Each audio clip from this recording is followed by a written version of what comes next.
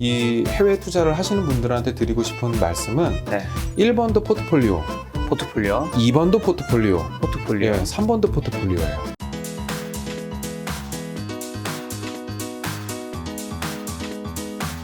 오늘 지금 바로 해외 주식 투자 지도편입니다.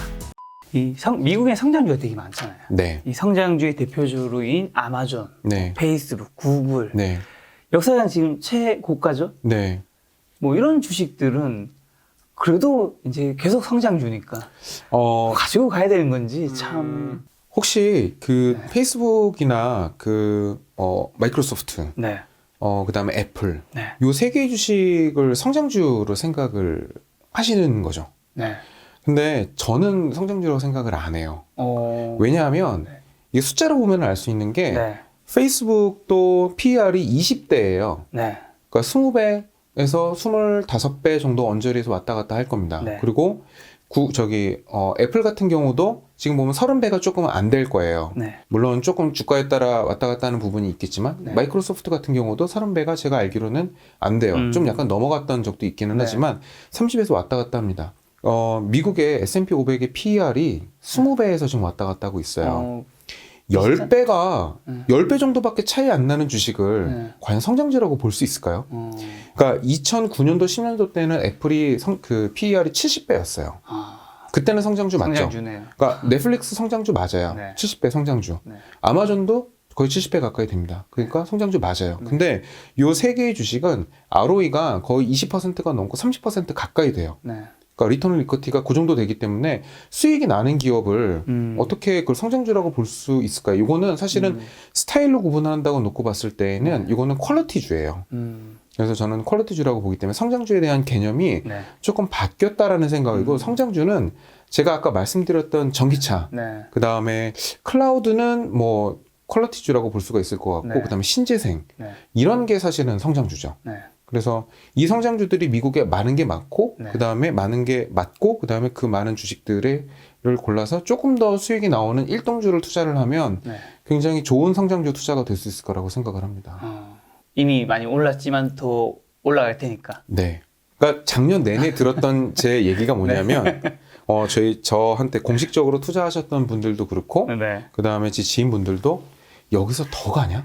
여기서 네. 더 가니? 이런 얘기를 굉장히 많이 하셨어요. 네. 근데 말씀드렸잖아요. 그러니까 산술적으로 제가 딱 봤을 때 저보다 연봉이 10배 더 많은 분들이 계산을 한 평균 숫자가 네. 지금 EPS가 어느 정도 되고 그걸 네. 계산으로 놓고 봤을 때에는 지금부터도 S&P 500이 많이는 아니더라도 적어도 한 5, 6%, 6, 7%는 올라갈 수 있는 룸이 있다라는 겁니다. 아까 전에도 똑같은 얘기 몇 번 해주셔서 궁금해진 건데, 미국에는 아이비 리그라고 굉장히 유명한 대학들이 있잖아요. 네네네. 거기 출신들이 이제 월가에 가서 펀드 매니저나 이런 걸 하시는 분들이 계실 텐데, 네. 그분들은 네. 신입 연봉이 어느 정도 돼요? 아니면 좀 직급이 있는 분들은? 이거는 편하게 얘기하실 수 있잖아요. 여기 네. 한국이 아니니까. 저는 천차만별이라고 생각을 하는데, 네. 제가 미국에서 유학하고서 졸업할 때 그 펀드 매니저들, 그러니까 MBA 출신들 펀드 매니저들 연봉이 네. 한 10만 불, 15만 불 정도 됐던 것 같아요. 그게 그러니까 금융위기 때였거든요. 네, 금융위기 한 때. 12년 전이네요. 네, 그쵸. 12년, 13년 전 그 정도 놓고 봤을 때에는 네. 한 10년, 10만 불, 15만 불 정도가 초임이었고, 네. 초임이었고 이제 인센티브가 사실은 달랐고요. 네. 사실은 펀드 매니저의 연봉이 진짜 높은 곳은 제가 알기로는 중국이에요. 아, 진짜요? 네. 왜요? 중국이 펀드 매니저들이 연봉이 되게 높아요. 그러니까 중국은 펀드 매니저들을 굉장히 제한적으로 사실은 도지식으로 키우는 걸로 저는 알고 있고요. 네. 그다음에 그 분들이 성장 과정이 굉장히 좀 그러니까 애널리스트도 좀 거칠게 성장을 하고 네. 들어가기 되게 어렵기 때문에 네. 면접 비율도 굉장히 까다롭고 그래서 아마 국내에서 펀드 매니저들 처음 시작하시는 분들보다 네. 최소 한 4배, 5배 정도는 먼저, 그러니까 그 정도는 받고 아마 시작하실 거예요. 한국은 신입 기준은 뭐 대략 어느 정도 되나요? 신입. 제가 알기로는 대기업 연봉 수준이에요. 생각보다 많지는 않은 것 같은데요. 인센티브가 아. 다르죠. 네, 그 성과에 따른 인센티브가 있고요. 하긴 펀드 매니저 네. 제가 알기로 본봉보다 성과금이 엄청나다고. 그게 예전에는 그랬는데 네. 요즘은 이제 많이 조금 이제 이렇게 좀 돼서 네. 좀 여러 가지 방법들을 방법들이 많이 있습니다. 뭐 여러 해 나눠서 네. 지급하는 방법도 있고. 작년에 네. 성과금 괜찮으셨겠어요? 네, 뭐 저는 뭐 사장님께서 보실지 모르니까 나쁘지 않았다라고 생각을 합니다. 네. 그치, 뭐 장이 좋았고 네. 했으니까. 네. 알겠습니다. 책에 보니까 이제 시장 추종 요 얘기 하셨잖아요. 네. 시장 추종하고 싶으면 이제 우리가 좀 뭘 해야 되는 건가요? 뭐 3P라는 얘기가 있었던 것 같은데. 네, 그러니까 원래는 사실은 제가 해외 운용사를 아까 말씀드렸듯이 해외 투자하는 방법이 여러 가지가 있는데 네. 직접 주식을 투자하는 방법도 있고 네. ETF를 투자하는 방법도 있고 네. 해외 매니저를 보고 들어가는 방법도 있어요. 네. 그래서 세 가지 방법이 있는데 저도 똑같은 방법을 쓰거든요. 그러니까 기관에서 저희한테 자금을 주셨을 때 네가 직접 하지 말고 해외에 너보다 훨씬 잘하는 친구를 찾아서 거기다가 투자를 해라라고 그런 미션을 받는 적도 있어요. 이제 그러면 해외에 돌아다니면서 실사를 하거든요. 네. 어떤 분들이 이 자금을 맡으면 잘하실지를 굉장히 오랜 기간 동안 찾아다녀요. 그래서 질문도 굉장히 많이 하고 그 전에 컨콜도 많이 하고 네. 가서 이제 여러 가지로 많이 다각도로 측정을 해서 저희가 기관한테 자금을 받아서 집행을 하게 되는 거거든요. 네. 그래서 이제 상품이 나오게 되는데 그분들을 찾아다닐 때 사실은 많이 했던 게 people, 그러니까 어떤 팀이냐, 네. 그 다음에 퍼포먼스, 어떤 사실 성과를 가지고 있느냐, 네. 그 다음에 프로덕트, 이거는 이제 어떤 전략을 썼느냐, 이렇게 세 가지를 보통 많이 봐요. 네. 근데 많이 보는데 이거는 사실은 이제 전통적으로 이제 저희 같은 사람들, 그러니까 이 업을 밥으로 먹고 사는 사람들이 생각을 하는 거고, 저는 사실은 제가 이 해외 투자를 하시는 분들한테 드리고 싶은 말씀은 네. 1번도 포트폴리오, 포트폴리오. 2번도 포트폴리오, 포트폴리오. 예, 3번도 포트폴리오예요. 그래서 무조건 포트폴리오를 구축을 하셔라라는 말씀을 드리고 싶어요. 그래서 사실 아까 말씀드렸을 때 시장 추정과 절대 수익을 절대 추정할 수익. 수 있는 그 본인의 성향을 체크를 해보실 필요가 있다라고 말씀을 네. 다각도로 말씀을 드렸는데 네. 그 만약에 시장 추정을 하실 수 있다라는 네. 그 마음에 확신이 서시면 시장 추정을 한다라는 거는 제가 돈을 더 많이 벌겠다라는 의지의 표현이거든요. 안정적으로 오랫동안 벌겠다보다는 나는 좀 많이 벌고 싶다라는 네. 의지의 표현이에요. 네. 근데 시장 추정을 한다라고 하면 작년 같은 경우는 몰라도 지금 같은 경우는 포트폴리오를 짜셔야 되고 그 포트폴리오는 글로벌 시장에 맞춰서 짜셔야 돼요. 그러니까 미국 시장이 MSCI All Country World Index라는 굉장히 많은 매니저들이 따라가고 전 세계 투자자들이 다 따라가는 그 인덱스 기준으로 놓고 봤을 때 네. 미국 시장은 57%, 그러니까 내 투자 자금이 10,000원이면 6,000원 정도는 미국에다 투자를 하는 게 맞는 거고요. 네. 그 다음에 유럽은 한 16%, 17%, 그러니까 16,000원, 17,000원 정도. 그 다음에 일본은 아까 말씀드렸을 때는 7,000원. 네. 그 정도. 나머지가 사실은 이머징.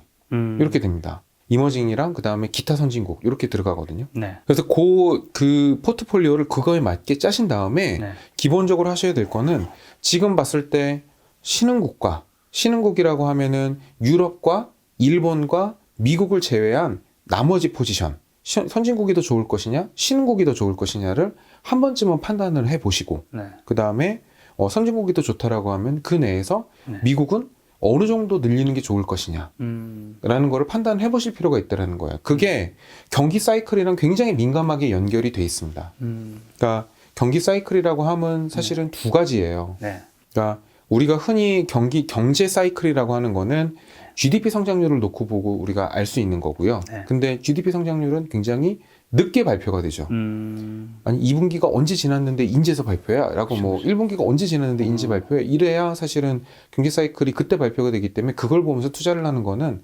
불가능해요. 네. 근데 그거보다는 사실은 경기 선행 지수. 네. 그러니까 OECD에서 발표하는 경기 선행 지수도 있고 그다음 미국의 컨퍼런스 보드라는 데서 발표하는 경기 선행 지수라는 게 있어요. 그러니까 구글에서 경기 선행 지수라고 쳐보시면 돼요.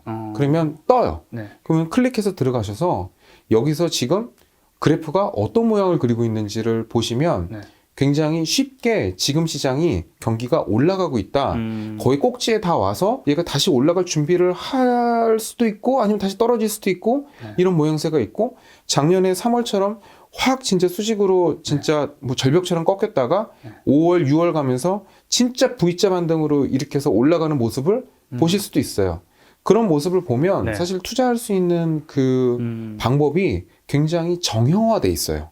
정형화돼 있다고. 네, 정형화돼 있어요. 그 기본적인 거예요. 그러니까 보면은 예를 들어서 확장기라는 국면.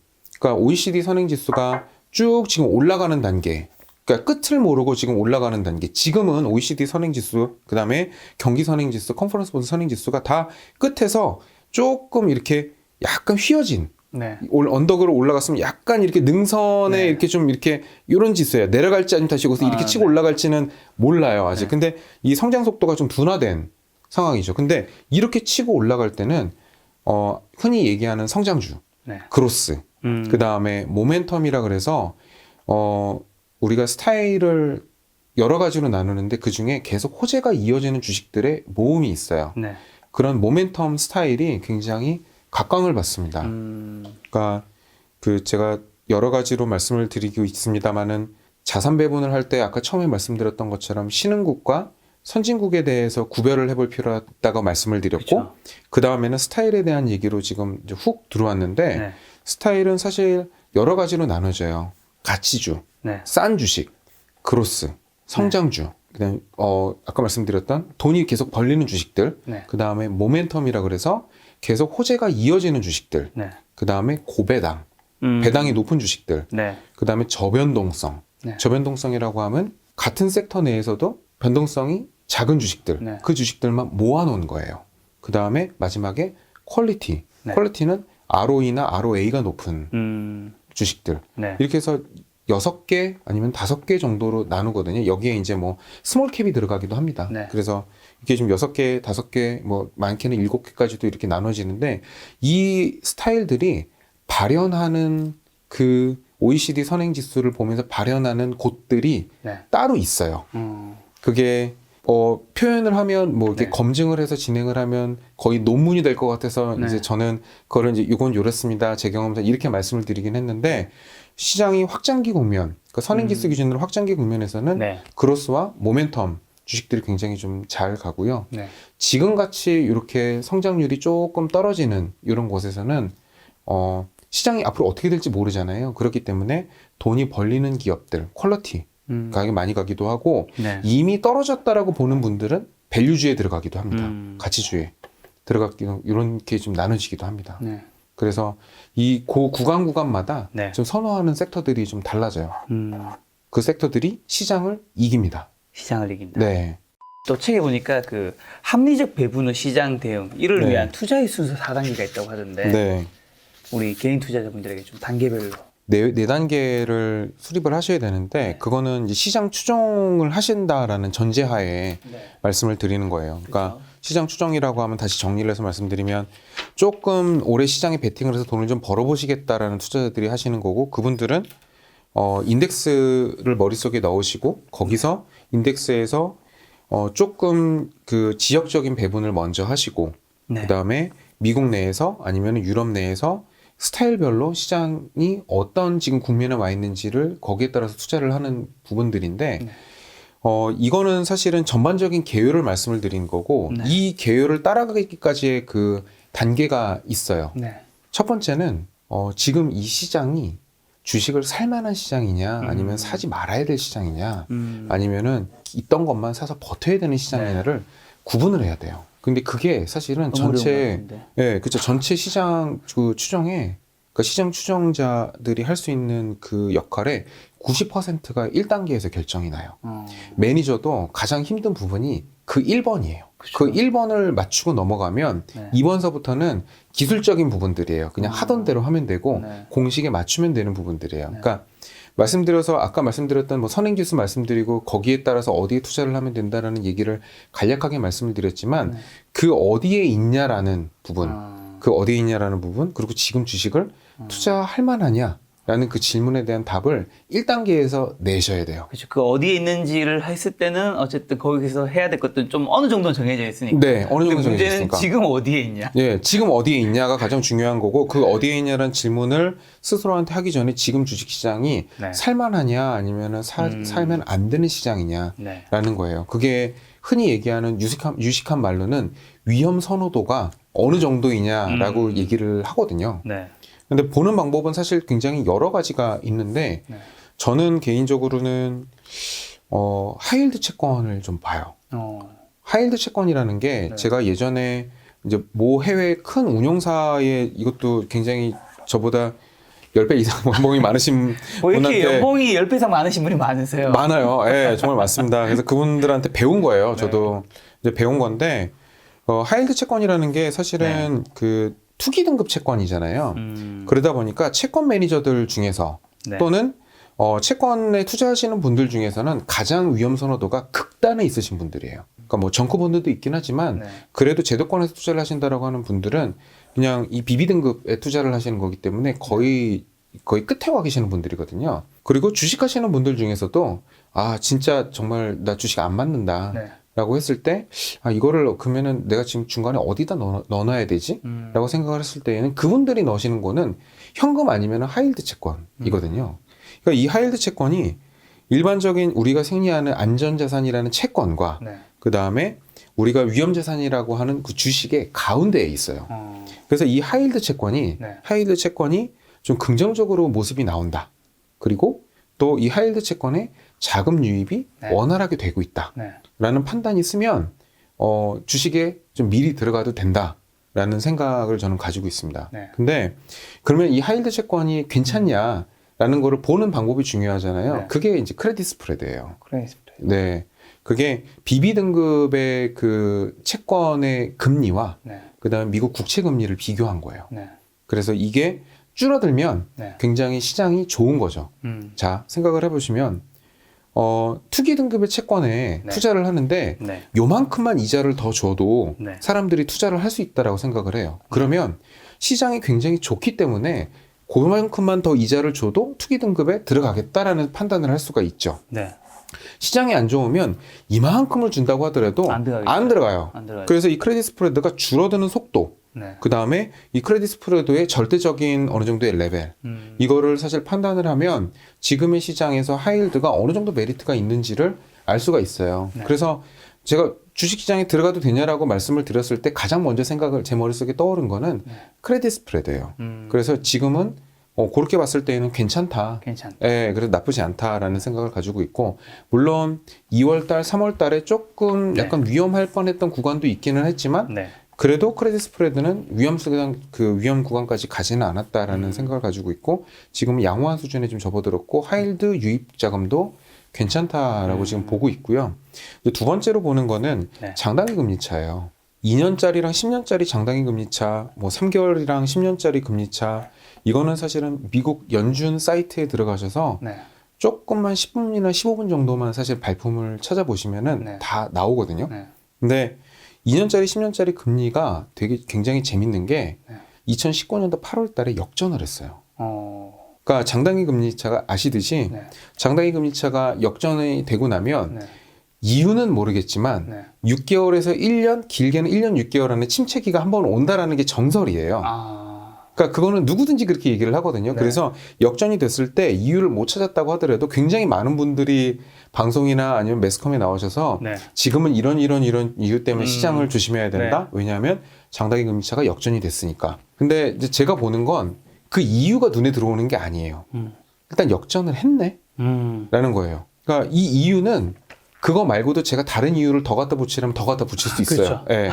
근데 역전을 했다라는 거는 이거는 뭔가가 저도 모르는 또 무슨 일이 있을 수 있는 거잖아요. 그러니까 시장이라는 게 기본적으로 예상을 하는 게 아니라 대응을 해야 되는 거기 때문에 논리적으로 파악하고 들어가면 정말 좋겠지만 그게 안 된다라고 했을 경우에는 시장에 나왔던 굵직한 시그널들은 굉장히 무시하면 안 된다라는 생각이에요. 근데 이미 역전이 한번 되고 나서 정말 6개월 뒤에 침체기가 한번 굉장히 빨리 온 거잖아요.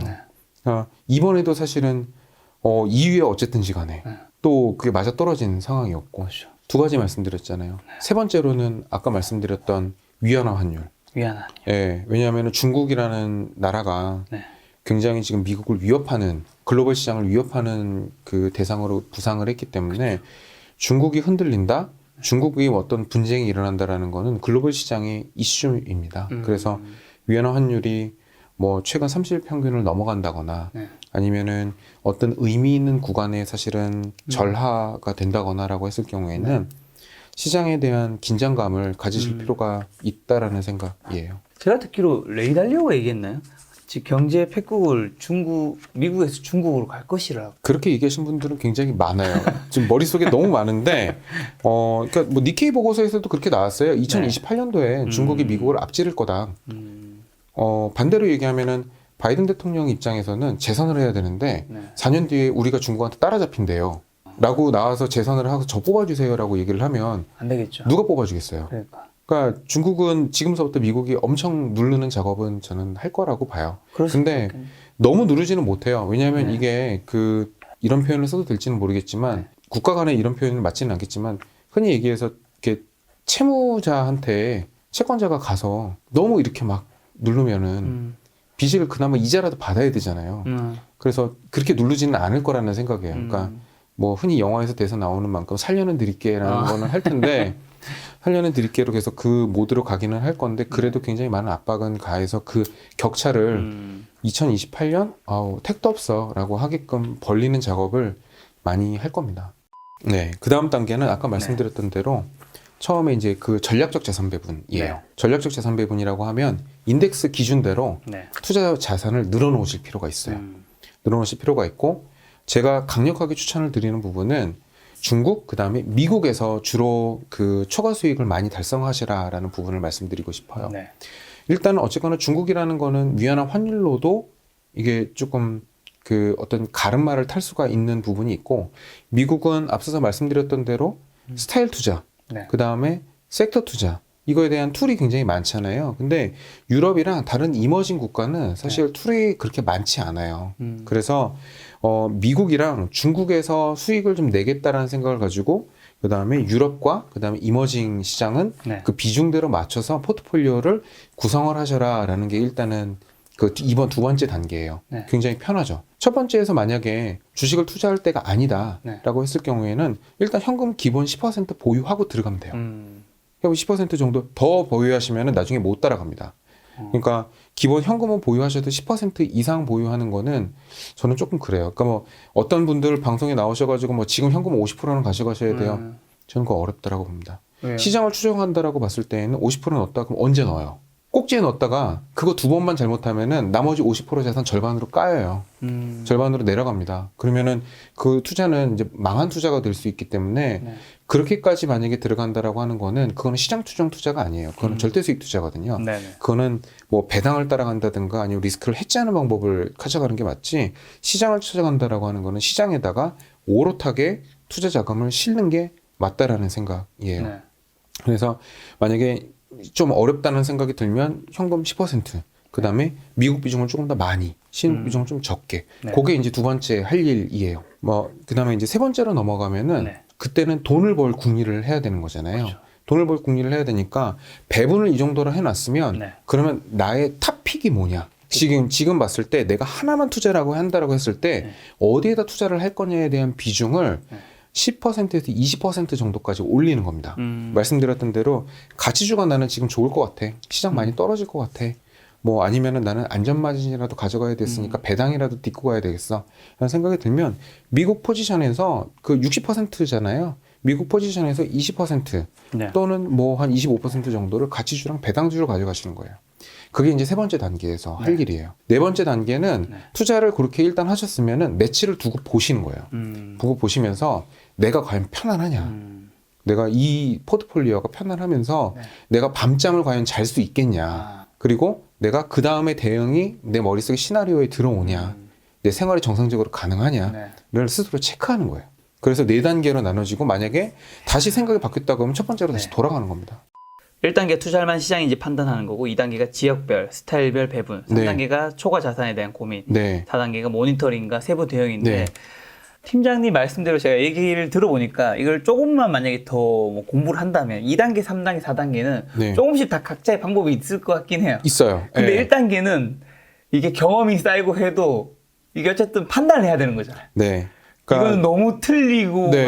이게 많을 것 같다는 생각이 드네요. 그러니까 지금 보면 그러니까 많은 방송이나 아니면은 신문이나 아니면은 자료들이 나오는 자료들 대부분의 한 80%가 네. 다 1번에 대한 질문이에요. 맞죠. 다 1번에 대한 질문이에요. 그러니까 뭐 PMI가 어떻고, 네. 뭐 ISM 제조업 지수가 어쩌고, 뭐 비제조업 지수가 어쩌고, 뭐 선행 지수도 심지어 선행 지수도 다 마찬가지입니다. 네. 다 1번에 대한 문제예요. 근데 더 중요한 거는 1번이랑 2번 그리고 2번에서 3번을 연결하는 그 투자의 습관이 투자자들이 되어 있지 않은 거예요. 네. 그거를 잘 못하면 나중에 결국에는 3번에만 눈에 들어와요. 그래서 3번에 찍은 자산에만 네. 계속 물을 타는 현상이 발생이 되고 결국에는 한두 종목밖에 포트폴리오에 안 남는 불상사가 나는 거예요. 그러니까 그게 그 정말 그러니까 개미 투자자들의 정말 많은 분들이 그러시진 않겠지만 네. 가끔씩 제가 옛날에 뵀었던 정말 개미 투자자들의 복구 안 되는 개미 투자자들의 자산을 보면 그런 성향이 굉장히 많았습니다. 사실은 그 1, 2, 3, 4번이 다 완벽하게 되면 네. 펀드 매니저일 거예요. 개인 투자자가 아닐 저는 겁니다. 사실 제가 생각을 하는 건 지금 이제 제가 제로금리 시대라고 말씀을 드렸잖아요. 네. 물론 금리가 지금 오르고 있으니까 무슨 제로금리냐라고 말씀하실 수도 있겠지만 이렇게 생각을 해보시면 앞으로 은행 이자만큼 네. 그러니까 3% 4% 예금 정도를 스스로 벌어야 되는 시대에 우리는 살아요. 앞으로 살 거예요. 우리 자식들도 살 거고, 그렇죠. 저도 살아갈 거고, 맞아요. 다 살아갈 건데 그러면 투자를 사실은 좀 제대로 네. 정석으로 할 필요가 있다는 거예요. 골프랑 비슷하다고 생각이 들 수도 있는데 잘못 운동을 배우면 네. 그 습관이 잘못 배우면 계속 엘보고 뭐 담 들리고 힘들잖아요. 네. 근데 처음부터 습관을 잘 해놓으면 결국 언제까지 할 거냐 하면 마우스에 손가락 힘 빠지기 전까지 투자할 거예요. 지금 우리들은 다 정말 죽을 때까지 다 투자를 할 사람들인데 네. 그러면 이 습관을 지금 잘 들여놓지 않으면 네. 잘못된 습관으로 투자를 해서 만약에 정말 많은 돈을 벌었다고 하더라도 저는 언젠가는 그게 양날의 검으로 다가올 거라고 생각을 하고요. 그 양날의 검이 정말 뭐 이런 말씀 드려도 될지 모르겠지만 어린 나이에 다가오면 그거는 자산이 되고요. 네. 나중에 50 넘고 60이 넘어서 다가오면 그거는 칼이 됩니다. 왜냐면 그때는 극복이 안 돼요. 그래서 습관을 지금서부터 스스로를 알고 습관을 제대로 들여놓는 방법이 저는 굉장히 좋은 지금 해야 될 일, 최고로 해야 될 일이라고 저는 생각을 합니다. 야, 팀장님 방금 전에 본인 스스로가 3, 4%를 계속 더 벌어야 한다고 얘기했잖아요. 네.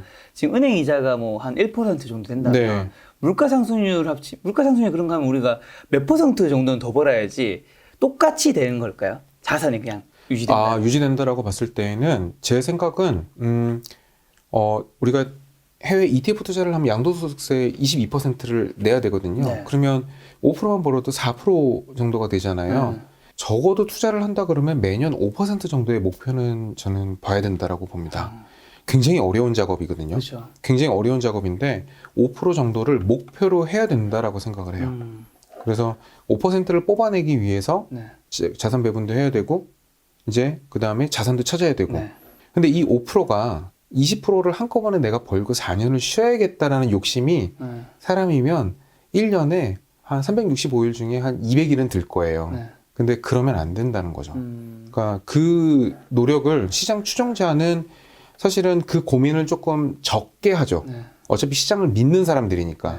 그러니까 거의 S&P 500 차트를 20년, 30년짜리 차트를 방에다가 걸어놓고 맨날 보면서 세뇌를 하면서 사는 분들이 대부분의 시장 추종자들이 그런 거 사실- 벽에 걸어놓으면 네. 조금 단타는 좀 덜 하겠어요. 그쵸. 그게 사실은 제가 그 예전에 있었던 직장에 그 네. 20년치 차트를 네. 그 벽에다 붙여놨었어요. 붙여놓고 괜찮다. 이렇게 아침에 오면서 이렇게 제가 앉으려면 보고 앉아야 돼요. 네. 보고 앉아야 되니까 시장이라는 게 되게 사실은 똑똑하거든요. 그러니까 네. 저보다도 똑똑하고 그 누구보다도 사실 똑똑해요. 그래서 시장의 기능이라는 게 좀 작년에도 보셨지만 알겠지만은 연준에서 했던 일이 미국에서 사실은 거의 뭐 한 6개월, 8개월 동안에 할 일을 3주 만에 했어요. 그러니까 시장을 엄청 많이 땡겨서 했던 거거든요. 학습 속도가 그렇죠. 굉장히 빠르고 시장 반응도 굉장히 빠르고 네. 이 시장이 굉장히 똑똑합니다. 그리고 실적이 분명히 안 좋잖아요. 근데 작년 2분기, 3분기, 4분기 다 어닝 서프라이즈는 70%씩 맞췄어요. 미국 시장은. 왜냐하면 시장의 컨센을 계속 낮추는 거예요. 그래서 이번엔 요 정도 올 거야. 대신에 실제 성과 나오는 걸 보면 괜찮네. 그래서 사람들한테 안도감을 또 주고 그래서 투자할 때 또 안심을 하게 해주고 말씀드렸잖아요. 미국의 투자자들은 퇴직연금을 미국 시장에 넣어놓고 계신 분들이 굉장히 많아요. 오늘을 살려면 그 나의 미래가 안정적이라는 생각이 있어야 그렇죠. 오늘을 살 수 있잖아요. 맞아요. 아무리 힘들어도 네. 미래가 희망적이면 살아가죠 우리가. 그게 투영되는 한 일 단면이 주식이에요. 그러니까 부동산이 아니라 그분들한테는 주식인 거죠. 그래서 사실은 미국 주식시장은 그래서 조금 굉장히 시스템적으로 잘 돼 있다라는 부분을 좀 시장 추종자들은 믿으실 필요가 있겠다라는 생각입니다. 근데 시장 추종을 뭐 모든 사람이 할 수 있을 것 같지는 않은데 네. 어떤 사람이 좀 할 수 있는 건가요? 시장 추종자는 네. 이렇게 보시면 될 것 같아요. 혹시 한 5% 정도 이자 드리면 어떠시겠어요? 작가님. 은행이 맡겼는데요? 아니 누구한테 맡겼든지 간에 5%? 5% 정도 그러니까 맡기면 그냥 준댄다. 아 보장이 돼요? 네, 5% 정도 준대. 너무 좋죠. 주사 그 생각이 드시는 거죠. 네, 저 일정 부분은 맡길 것 같은데. 그렇죠. 근데 이제 그게 여러 가지 사고에 통해서 이제 나왔던 이제 부분일 텐데 네. 머릿속에 들었던 생각이 작년에 빅맥이 얼마였고 네. 올해 빅맥이 얼마였지? 라는 생각. 네. 그다음에 인플레이션이 지금 올해 얼마 정도 오를 것 같지? 삼성전자 배당은 얼마나 나올 것 같지? 네. 이런 생각이 머릿속에 쫙 다 들으시면 네. 절대 수익 투자 안 하셔도 돼요. 이미 시장에서 머릿속에 데이터를 다 받고 계시는 분이에요. 이런 분들은 시장으로 가실 수 있는 확률이 되게 높아요. 두 번째로 네. 은행에 가셔서 은행원이 만약에 이제 상품을 권해요. 네. 권하는데 굉장히 좋은 ELS 상품이라고 얘기를 하면서 굉장히 큰 증권사 또는 운용사의 상품을 네. 이제 증권사에서 이제 권한단 말이에요. 네. 그 ELS에서 한 6% 정도 수익이 날 수 있어요. 네. 라고 하시면은 네. 어떻게 생각을 하시겠어요? ELS랑 지금 그 은행에서 딴 건조하는 건 뭔가 약간 뭐 그런 생각을 하시죠. 예, 대부분 다 그런 생각을 괜히 하시죠. 권할 리 없다. 네, 괜히 권할 리 없다. 일단 그렇게 생각을 하시면 일단은 일단 절반 정도라고 생각을 하는데 네. 그걸 보시면서 저는 어떻게 생각하냐면 수익률이 보이는지 또는 네. 수익률만 보이는지 아니면 수익률도 보이는지. 그러니까 ELS라는 거는 모든 금융상품이 그렇지만 안 될 때는 이런 게 여러분들한테 불리할 수 있어요라고 깨알같이 밑에다 써놓거든요. 예, 깨알같이 써놓거든요. 그게 눈에 들어오면서 이러면 어떻게 되지? 라는 생각이 자동적으로 머릿속에 들면 그거는 이미 시장에 계신 분이에요. 그러니까 그 정도 리스크까지 볼 수 있으면 한 번쯤 그 리스크를 참아볼 만하다는 거죠. 예. 그러니까 이런 류의 고민들을 계속 하시고 또 한 가지 더 좀 무리해서 한번 질문을 좀 드려보자면 그러니까 어떤 투자를 하셔가지고 물리지 않고 정말 자유롭게 투자를 하신 기간이 한 1년, 2년 정도 넘어가신 적이 있으신가요? 물리지 않고 한 종목이. 네. 종목이 그러니까 어떤 투자를 하시든지 굉장히 편안하게 투자를 하시는 여러 종목이 들어가잖아요. 네네네. 그 중에 단 한 종목도 네. 물리지 않고 다 나름대로의 그 이유가 있어요. 이유가 있고 떨어져도 괜찮아 올라갈 거야 라는 생각으로 쭉 이렇게 여지껏 투자를 하신 기간이 한 1년에서 2년 정도 이렇게 좀 아니면 또 그 이상? 물린 게 한 2개쯤 있습니다. 네. 전체적인 수익이 좋긴 하지만. 그렇죠. 네. 그러니까 그게 물리지 않고, 그러니까 고의적이지 않고 정말 자유롭게 투자한 기간이 1년 정도 만약에 된다라고 하시면은 그러면은 저는 시장에 들어가실 수 있다라고 봐요. 근데 그게 아니시라고 하면은 좀 절대 수익을 추구하시는 것도 저는 나쁘지 않다라고 봅니다. 그렇게 하시다가 나중에 어느 순간이 돼서 그런 것들이 좀 보인다라고 하면은 시장 추정을 좀 해볼 수 있는 거죠. 혹시 그게 아니면 나이가 조금 연세가 있으셔서 이제 원금을 깨시면 안 돼요. 아니면 혹은 어느 정도 수익이 매달 좀 필요하세요. 그런 분들은 이제 절대 수익을 투자를 하시는 게 저는 맞다라고 보고 있습니다.